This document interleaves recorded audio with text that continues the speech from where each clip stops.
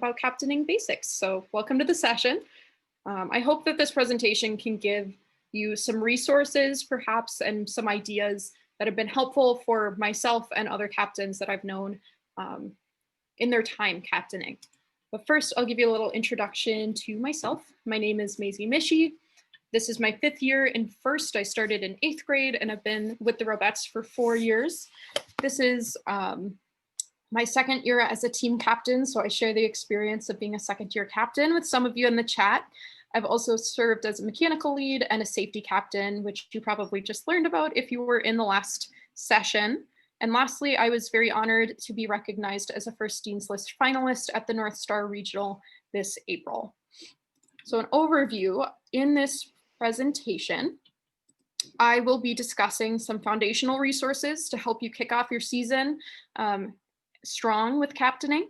I'll go through some essential documentation and its importance. I'll give you my one-stop shop for captaining documentation.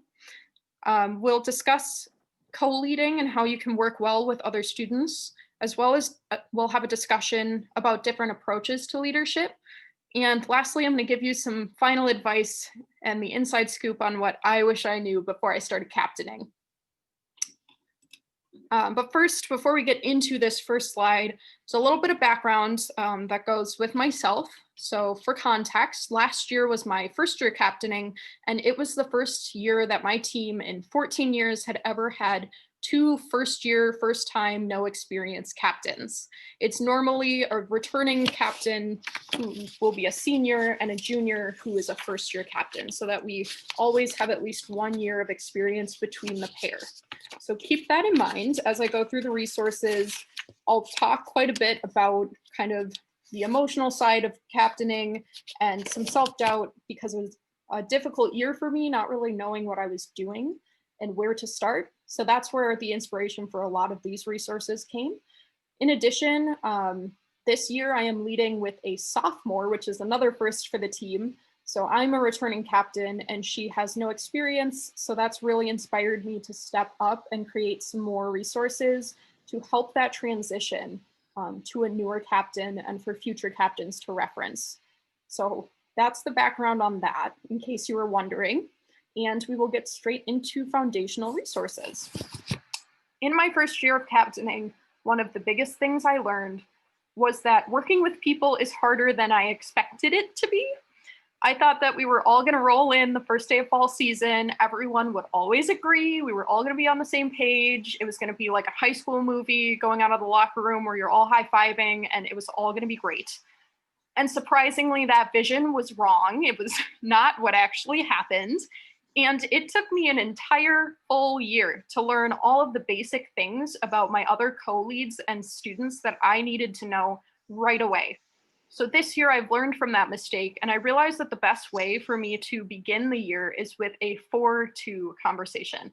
It's kind of a silly makeshift name. You can call it whatever you want, but the basic concept is that you have some preset questions for your co-leader that you write, and along with those, you have answers for yourself that other people need to know about you to understand how to best work with you.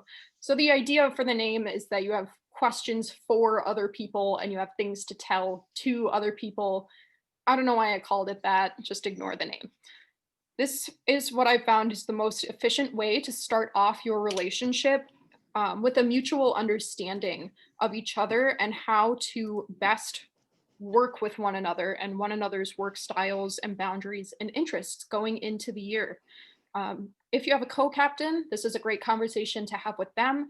If you don't have a co-captain, if you just have the singular captain, it's also a great conversation for other leads. And I'm going to show you my documents from this year to kind of give you an idea of what questions were most helpful for me and my co-captain to ask.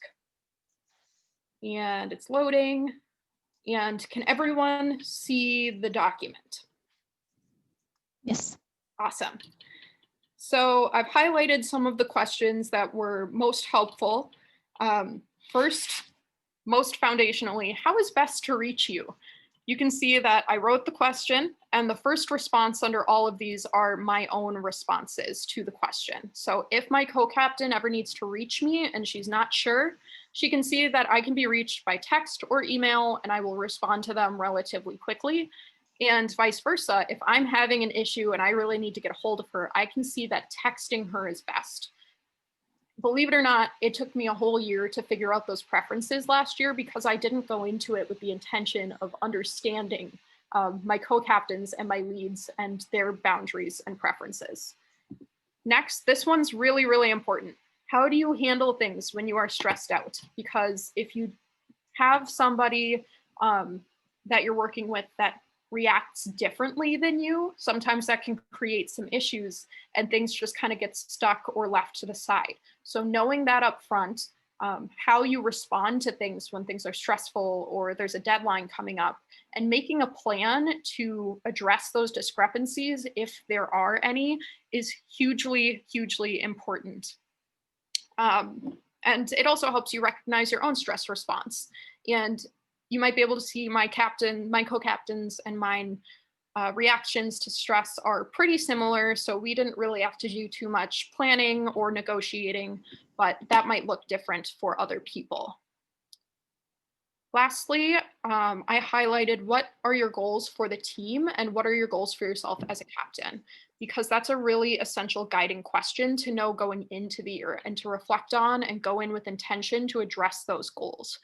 And you can see my co-captains and my goals are not really the same in terms of where, what events we want to do and where we want to get to, because we come from two different angles. But sometimes then I know that I'll need to negotiate to help her reach those goals. And sometimes she'll need to negotiate to help me reach my goals. And it's just a really great way so that the both of you aren't pulling in different directions and kind of getting nowhere. And I see we have something in the chat. Can you post a link to this doc in the chat so that people can reference it? I absolutely can. Hopefully the sharing preferences are.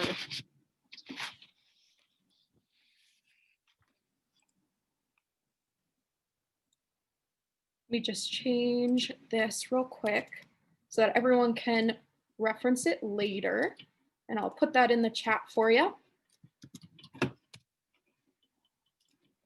And then at the bottom of this document, I put important notes. These are all the things that I wish I knew going into my first year of captaining that I want to give to my co-captain so that she kind of has an understanding of what's going to be difficult, perhaps what's going to be successful, and how she can begin the year with the best footing. Any questions about this document or this conversation at this moment? I'll kind of scroll through so you can see.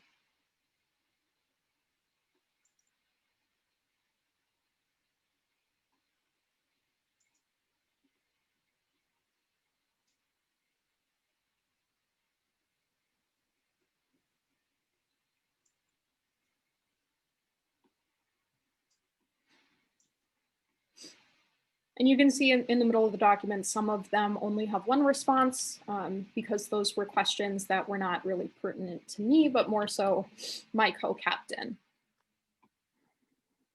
And we will go through the north, south, east, west a little later in the presentation. If that part's kind of confusing, I will explain it in just a few slides. Awesome. So now with that conversation out of the way, you are ready to get into your team's projects. And here I've outlined the 5-step process that will solve all of your problems. That might be a little bit of an over-exaggeration, actually, now that I say it, because it's not going to shovel your snow, and it's not going to cook your dinner, and it's not going to walk your dog.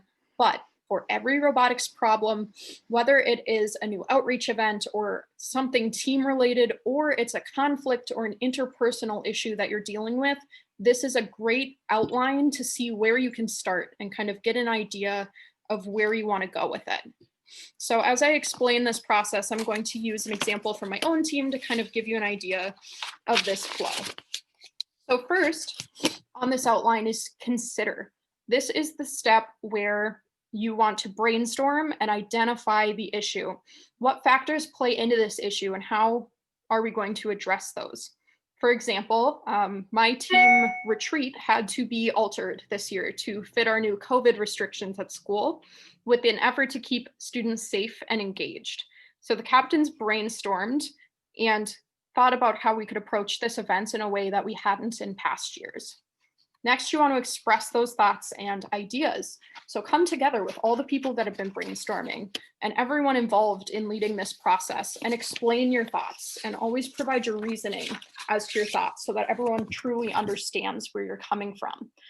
As well, you need to listen to others and go into it with an open mind and a willingness to find the right solution for your team, not just your solution. Continuing my own team's example, this is where we wrote down ideas, we discussed different themes for this event with our mentors, and we came to a consensus that the premise of our retreat this year would be teamwork and communication skills.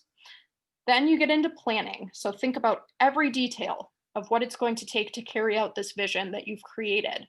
When will you address the issue? Who's going to help you address the issue? And in what way are you going to go about it?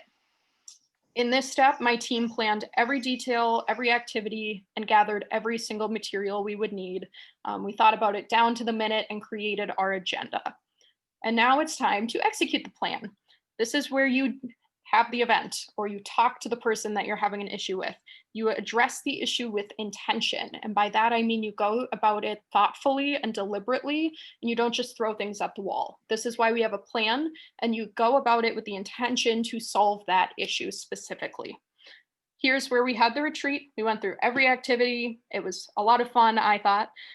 And then lastly, you have to reflect and evaluate and consider what you could do better in the future and what went well that you could give to other people who are planning in the future, both positive and negative.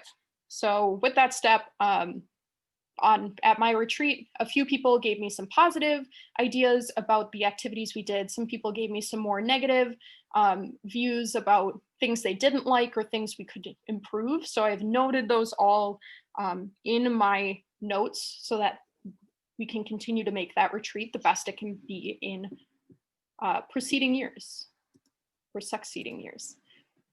Oh, do you have a separate project manager type position for build, or is this a captain's job?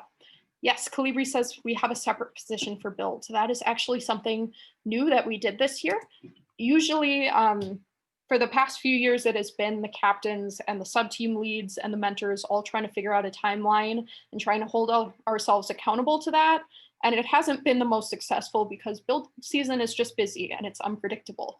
But this year we've created a new position called the Scrum Master, which is one student who will work with all the sub-team leads and create deadlines and projects and reorganize that project management side of our team, which is really exciting. So now I will get into the documentation, and this is the one-stop shop for captain's documentation, and that is the annual notes. These are the holy grail of captaining information. You have to have a little bit of discipline with yourself, but if you can approach these little by little and do as much to record the year in these notes, you will have a complete guide to your entire year. These are great resources for every type of captain, because for older or returning captains, they're a way to solidify and practice the information, writing it down, making sure you have all the planning documents. It just helps solidify that information in your brain. It's also a great way to share with the next generation of students. And for newer captains, they can look back and see how you planned your kickoff event or how you did your, fall outreach event. And they have all the information there. I think of the annual notes for my team as a little bit of a glorified journal for everything related to captaining. So every major event in these notes has a heading and a description along with links to any relevant planning documents that people would need for the future. Along with that, I've also added personal notes that can help new captains along their journey. So I would really recommend that you don't be afraid to record things that don't turn out right or things you forget to do or mistakes you make, because if people know about them ahead of time, they won't make those same mistakes. Along with that, don't be afraid to write about how you feel. It sounds a little arbitrary, but I promise you, Getting your feelings down, positive or negative, will help you throughout the year kind of have an outlet to express that. But also in the future, when the freshmen on your team right now who are looking up to you as a captain, when they grow older and they become captains and leaders, and they think that everyone they looked up to was perfect and without flaw, they will see that we all feel overwhelmed and stressed out, and things don't always go to plan. It will really help normalize those feelings and make sure that people don't feel that they're alone in that stress. So I will show you these, and I will also share the link. Sorry, I realized that the link is within my school, so I will just quickly change that and share the link with you. But these notes, you can see I've added a little bit of a preface that says in bolded in black are event entries, and bolded in pink are personal entries and personal notes. And I'm going to go through a few of those just to kind of give you an idea of how we do our notation and how it really helped me throughout the year.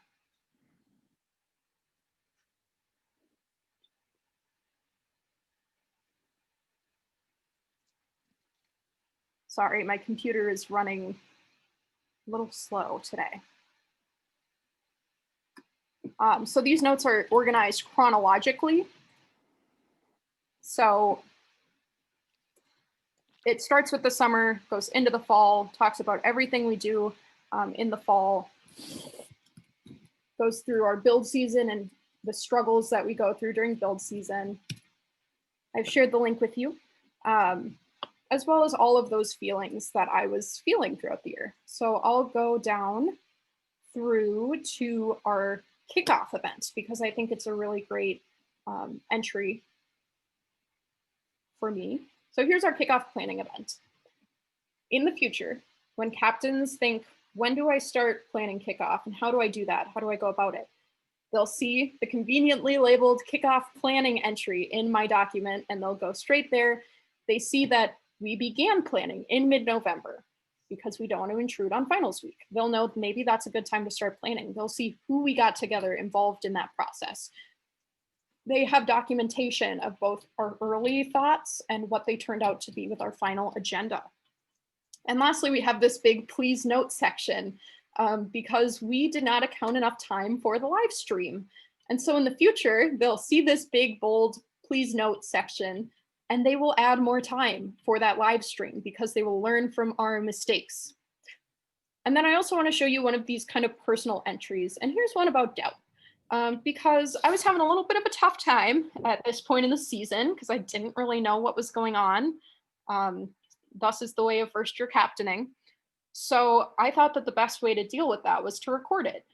So they can see in the future when people are captaining, when they feel unsure of themselves, that they aren't alone, that other people went through it, and they have some advice, which is take care of yourself, keep in touch with others. Remember that captaining is not about how many awards you win. So I really hope that in the future, when captains feel unsure of themselves or doubtful, or they feel kind of lost, they'll see that other people feel that, and it won't be as isolating of an experience. And I'll just kind of scroll up a little bit, let you see a little bit more how my entries are laid out. And I also shared that with you in the chat so that if you ever want to go back and look at it, you are free to do so.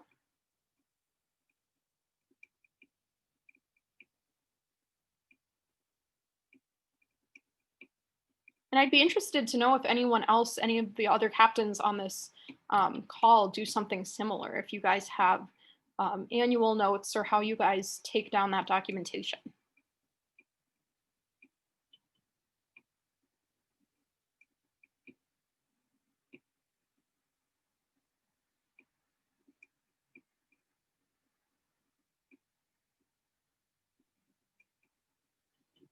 Here's our annual notes.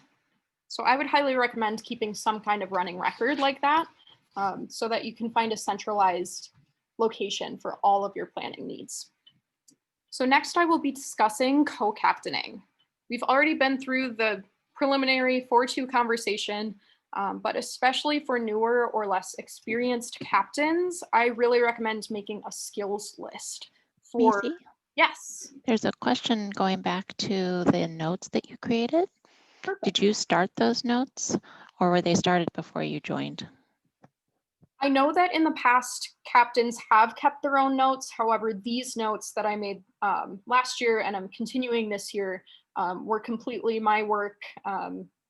You know, I felt a little bit like I got a few months into my captaining career and realized that I should probably be writing things down.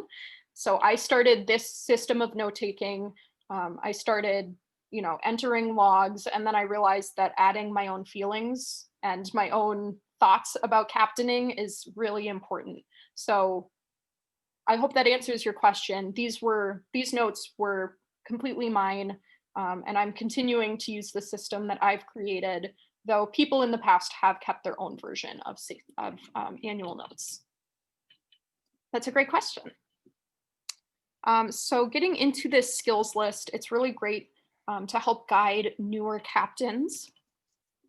So I would recommend that you think of a skills list as a job description for your new captains. Think about everything that you need to know as a captain to be successful. And maybe that's communication, maybe it's problem solving, keeping good records of things. Put it down in the list. Consult your mentors too. See what they have observed are the most successful traits of a captain. As you can see, I've written them down here and I've given a little bit of a description for each. And this way, when you're co-captain and you check in, you can go back to this list and kind of evaluate where they are. You know, how are you feeling about leading team meetings? Are you feeling good about communicating with the mentors? Check in, see how they're feeling, monitor their progress, and if you feel the need to compliment or give some feedback on any of these, this is a great way to do it. But I find that often the scariest thing for newer captains is that they don't know what they're doing and they don't know where to start. So having a list of 10 or 15 goals to work towards is really, really helpful for newer captains to be able to have goals to work towards. And the fastest way to share this might actually be for me to share all the links at the end of the presentation. So make sure I get you this link as well. And going along with co-captaining, it's really important to know yourself and know how you work with others. So here I've adapted an exercise that we did at our team retreat and I have also written in the 4.2 document. It's called the compass test, and I really love this activity. So we're going to go through it together. It outlines and asserts that there are 4 fundamental types of leaders. Those are acting, feeling, planning, and flexing. There is some variety. You might not fit exactly into one, but everyone can kind of align with more so one than the other. So acting leaders want to get things done and they want to start things right away. They're big on acting. Feeling leaders want to make sure that everyone's voices are heard and considered before they make decisions and before they act. Planners need to know every detail of a situation before they start approaching a solution. And flexing leaders adapt to the situation as it unfolds. So I'm going to give you a minute to think about your own approach to leadership and how you react to challenges and projects. And I'm hoping that the annotation function works so that we can put check marks next to each. So you should be able to, when you see at the top that I'm sharing my screen, there should be a button next to it with view details or view options. You can click annotate and choose a check mark stamp or a star stamp just like that. And go ahead and mark which of these descriptions fits you best.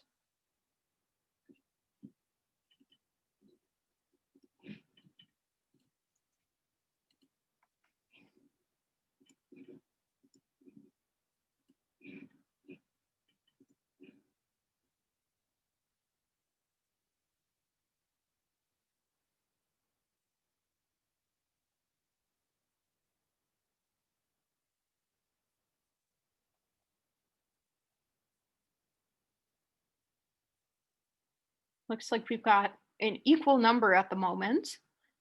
Got 2 people who like to just do things. Hey, Maisie, what did you call this in terms of the leadership? You called it compass? It's called the compass test or the compass activity. A quick search on Google will help you find it, but at the end of the presentation, I can also share a link to that. But the idea behind the compass test is that everybody will fit into one of these, leadership profiles, and they have pros and cons that need to be figured out when you work in relation with others. My presentation last time, I talked about the think to do ratio. Yes, that would also play into these leadership profiles.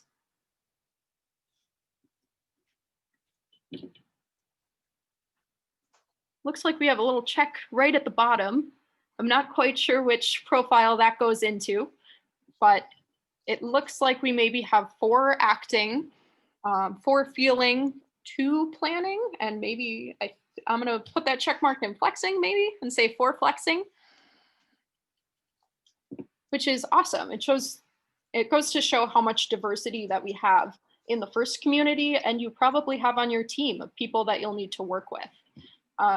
So going along with this activity, I'm going to go through a scenario with you, which is actually one that my own team faced that really highlights the differences in how people approach leadership. And then I would love to discuss how each of you would approach this scenario and approach a solution and how your leadership profile plays into that. So here we go. I'll clear the annotations like that. Bam. Okay. So this is the scenario that your team is facing. Your team's kickoff event has been very successful in past years, though some flaws have been brought to your attention. A small group of your students, called the strategists, meet to determine the best approach to the year's game on kickoff, while the majority of your students are left to look through online forums for ideas. Though your strategy team has a winning track record, and they are the only students who have extensive knowledge about strategy on your team, the rest of the team feels left out. How do you approach this issue? So I would love to know, what's your thought process going in? What is the solution that you're going to try and find? And how do those leadership profiles play into your solution there? And you can go ahead and unmute yourself or put it in the chat, whichever one you feel more comfortable with.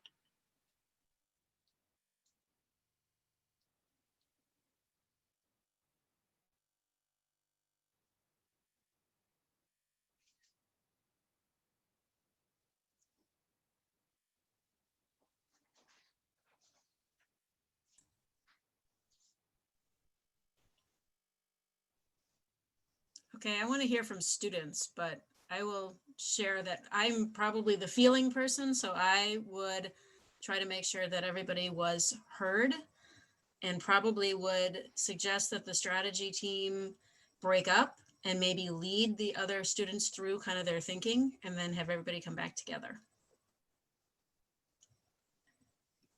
That's an awesome approach. I see we have one in the chat. Expand the group of strategists to be more inclusive.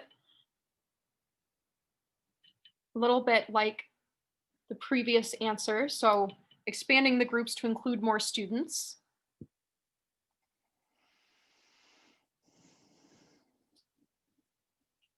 You agree with Jane's?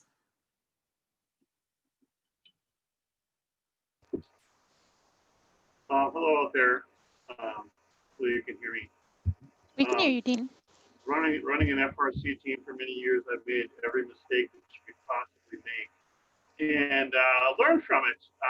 And I know that it's a huge issue. And a lot of what you're presenting here was a lot like my last class. The one I did is how to include everybody, and it's very important to make sure that everyone at least feels listened to.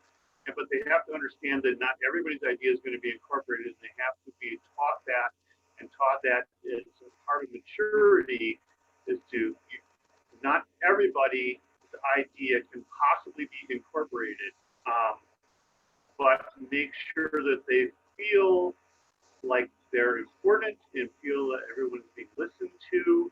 I mean, we've had kids quit our team, get mad, stomp off. We've had everything. So it's very important to work with everybody, make sure everyone's listened to, make sure everybody feel that they're important and they have a role on the team. So anyway, I'll mute back here. Dean, you sound like a feeling leader as well, maybe.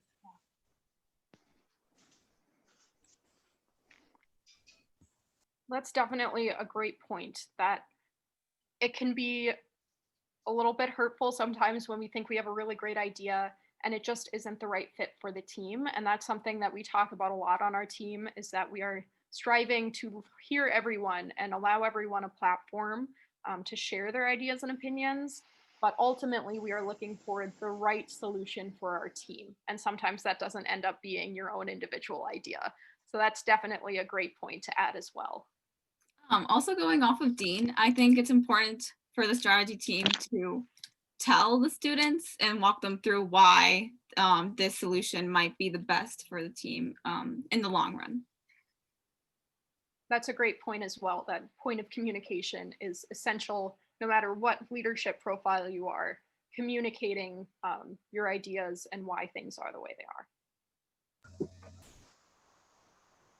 The other issue with the newcomers as well is that, okay, if your idea isn't the one that becomes chosen by the team leadership, that everybody has a buy-in, everybody owns this robot, everybody's part of the team, even though we didn't use your idea, everybody's going to participate. I'm not going to get mad and stomp off and quit the team and that kind of thing, but everybody participates in their own way. If this is the way the team has chosen to go, and I'm part of the team, and everybody buys in, everybody has an ownership of the team. Definitely. Any other thoughts about our scenario or anything that Dean and Calibri have added before we move on?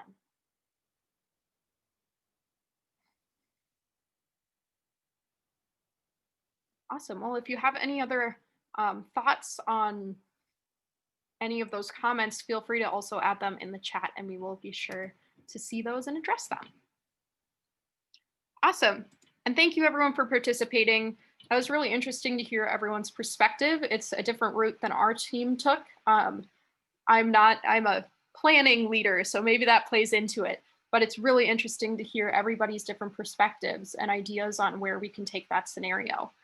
The last points that I have are the section of what I wish I knew before I was a captain. And I hope that some of these points, one or a few of them, will hopefully resonate with some of you and help guide you into this season. And I learned all of these last year. Again, 2 first-time captains, not really knowing what we were doing, was definitely one of the most profound learning experiences I have ever had in my life. So I learned a lot, and there's a lot I wish I knew. So hopefully these will be helpful. First, going back to doubt, it's inevitable that you will feel some degree of self-doubt at some point, and that's okay. And I like to think of it that if you're worrying, it means you care. The fact that you care how you're doing as a leader and you care that you're guiding the team in the correct direction shows that you're being a true leader and shows that you care about the direction of your team. And that's really awesome on its own, even though it doesn't feel so awesome when you are feeling those negative emotions. But remember that it's great to check in with your mentors and your co-leads about that when you feel that way, and to take some time for self-care. Remember to take care of yourself when you feel that way and your other commitments. I know that school is less appealing sometimes than sending robotics emails because that's a lot of fun, but make sure you're keeping up to date on that homework and all of the other hobbies in your life. And speaking of hobbies, I would recommend for captains to find a hobby that isn't robotics and enjoy that every once in a while when you need a break.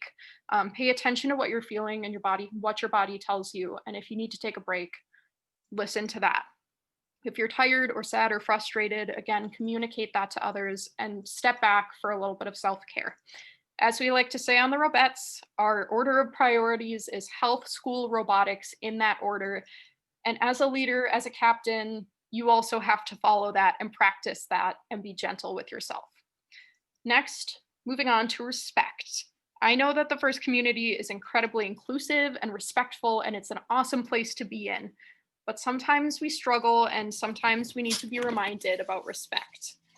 So every contribution to your team is valuable from every person, and you should make it a goal to recognize those contributions, no matter how small they might seem. Maybe it's a freshman who organized a new outreach event, or someone who made a new poster for your team. They aren't, giant contributions all the time. Sometimes it's just having a good attitude, showing up with a smile. Make sure that you point those out and appreciate those. It shows that you deeply care about and respect others and their work, and that's really awesome as a leader. And other people will follow that lead, and it will create a more respectful and productive atmosphere on your team. Along with that, remember that your work is to be respected as well, and that you deserve respect just like everyone else. People won't always agree with you or your decisions, and vice versa. And maybe they think that the new initiative or project that you're working on isn't all that great. And that just happens. It's part of being on a team, and people will find their own way of letting you know that they don't agree with you or they don't like something you're doing. And we need to respect that, because that's feedback and we can always use that to become better. But if it's hurtful, you also need to have some confidence in yourself that you know you've made a good contribution to the team, that you work hard, and that you're doing your best. We were just talking about this the other day, and it's often hard for students to comprehend how much work goes into leadership and planning and executing things. So they don't know how many emails you sent, they don't know how many hours you spent cutting things out for your new safety wall or your new captaining initiative, but you know, and you have to have enough knowledge and value in yourself to know that your work matters and it deserves respect as much as everyone else's. Also, balance. Balance is very key to captaining. Last year, I spent so much time trying to be perfect and getting caught up in small details that a lot of times I missed out on other things in my life because I couldn't self-regulate and I didn't quite know how to balance myself. I see we have something in the chat. We had a kid quit our team right before competition, went through build season. We had been working with this kid since he was very young. It was devastating for me. Yeah, that's hard, and I'm sorry that that happened. It's always hard to lose a teammate too young for FRC. Well, I hope that in the future he might reconsider and be able to rejoin the team. In terms of balance, again, I'm sorry to be the bringer of not so happy news, but sometimes things just don't work out the way you want them to. It'll happen, it's inevitable. And it's important to remember that you're not the only person on the team when that happens. And that sounds really self-explanatory, but that goes to mean that you are not responsible for every success and you're not responsible for everything that doesn't work out. It's really easy for us to get stuck beating ourselves up because something didn't work out or go to plan, but the fate of the team does not rest on your shoulders alone. Otherwise it wouldn't be a team, because that's not teamwork. So that being said, stay humble through the successes because everyone's contributions went towards them, but you can also let go of some of that stress when things don't go to plan because it's not the end of the world. And I see we have some more in the chat. Balance is so important and learned. Don't compare yourself with others. Yes, amen. I would also add to that, don't get caught up in kind of the history or legacy of the team or the award side of it, because I know I got a little bit worried that if I don't win an award at competition, that means that I didn't do a good job captaining and I didn't lead us enough to where we could win an award. And that's not a good mindset to have. Captaining is about team growth.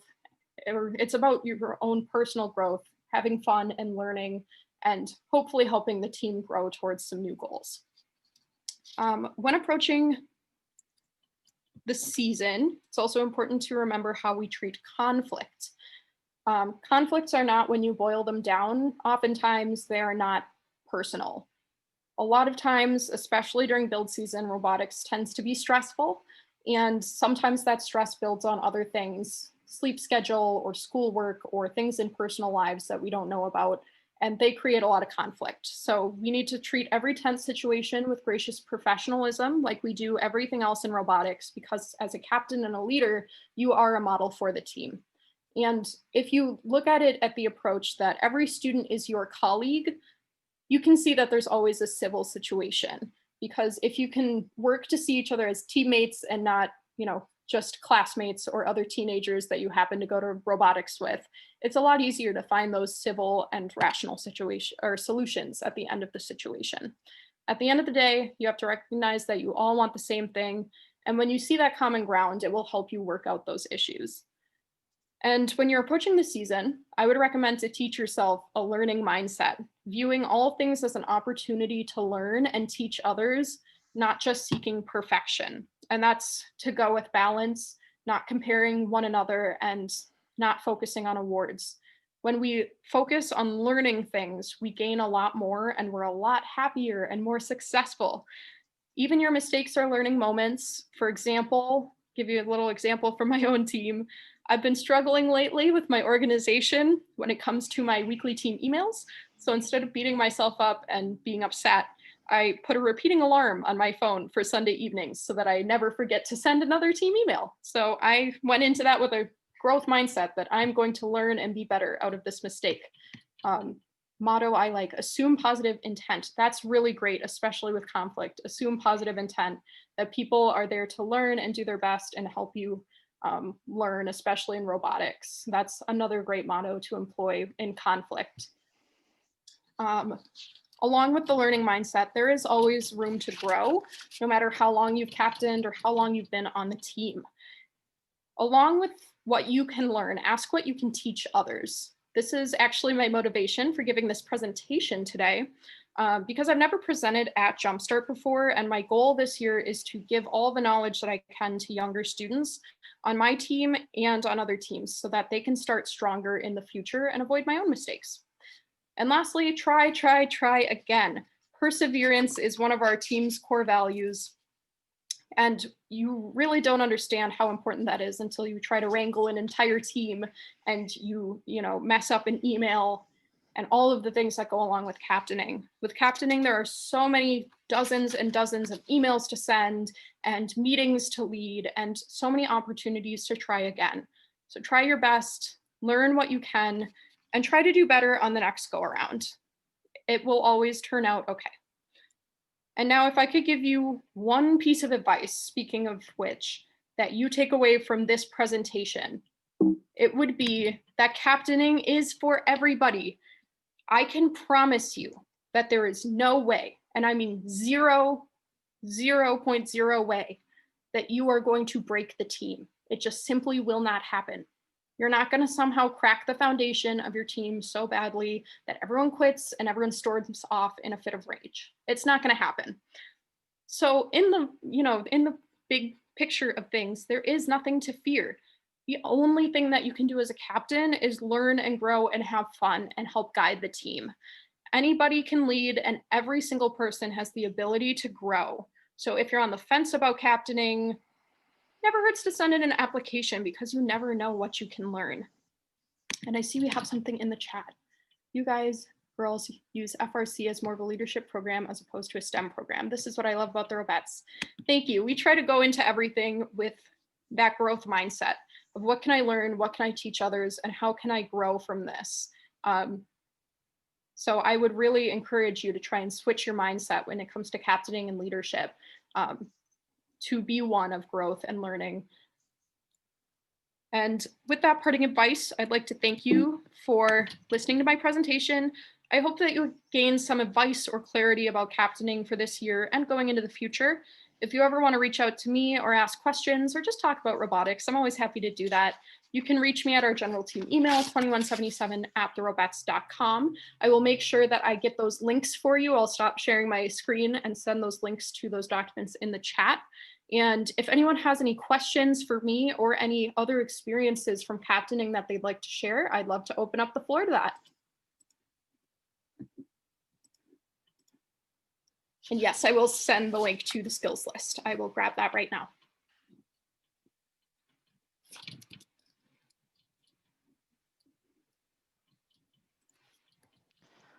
We know from the beginning of the presentation, there are a few captains on here. So if you guys have any other insights to share with the other participants, now would be a great time to talk.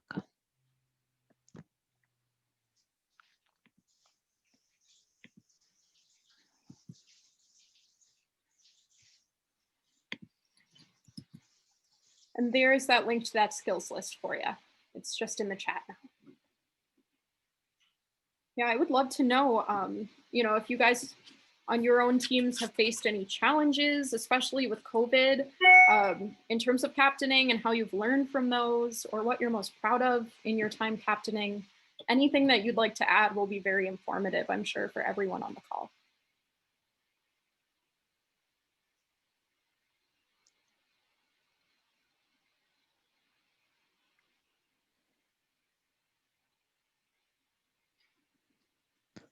Feel free to unmute yourself or post in the chat.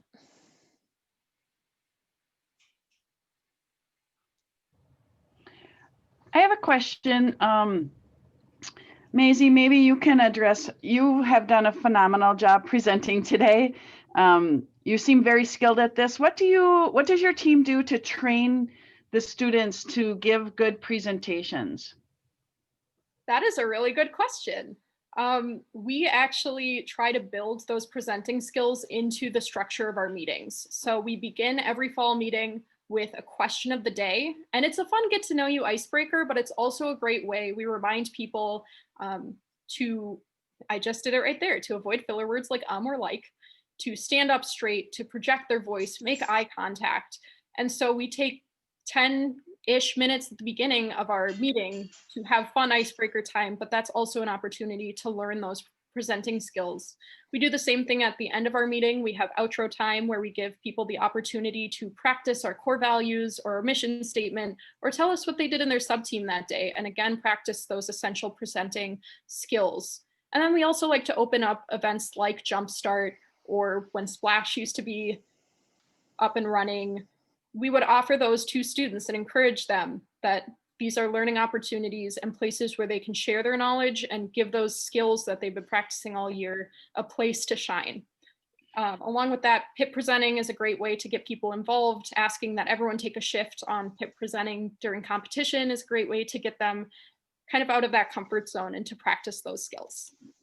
Thank you. That was a great answer. And I really think some of the things you touched on there are really useful now that we're in COVID and we're all trying to operate virtually.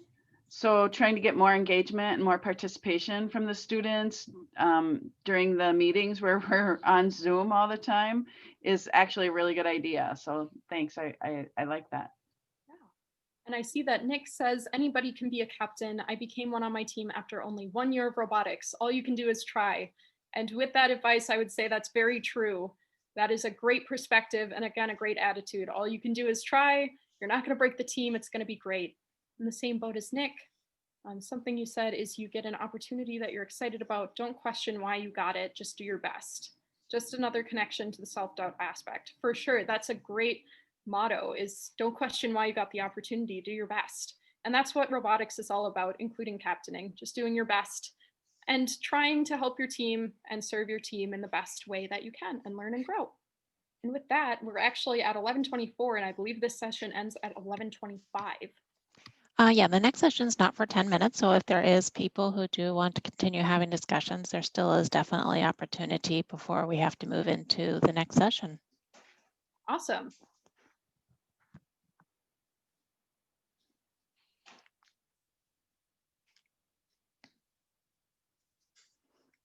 Anybody else have anything they want to add? I think captain's advice would be to not be afraid to show you don't know something. That's an awesome perspective. Not being afraid to show you don't know something. Definitely. That's something that we do in PIP presenting, is we always tell people, just say you don't know and try to pass them on to someone who does know. Don't try and make something up or like finagle an answer together. It's always, it's always fair and mature to say to your teammates, I'm not sure how we approach this, or I'm not sure the answer to your question. So that's a really great perspective. I like to see people get out of their comfort zones and stretch themselves. Very much so. Do you have an example of your team? Is there a time in the past year, I'm sure with COVID, but having to stretch yourself and get out of that comfort zone, Dean?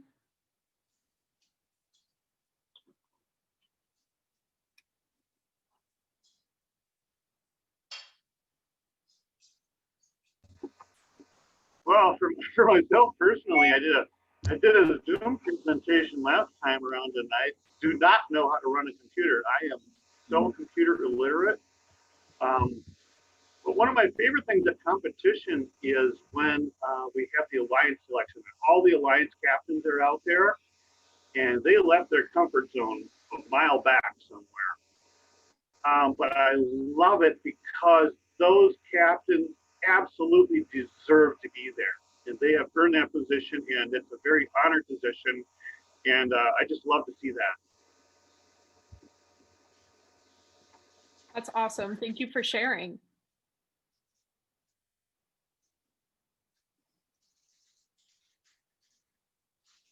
Any other comments or questions before the next session?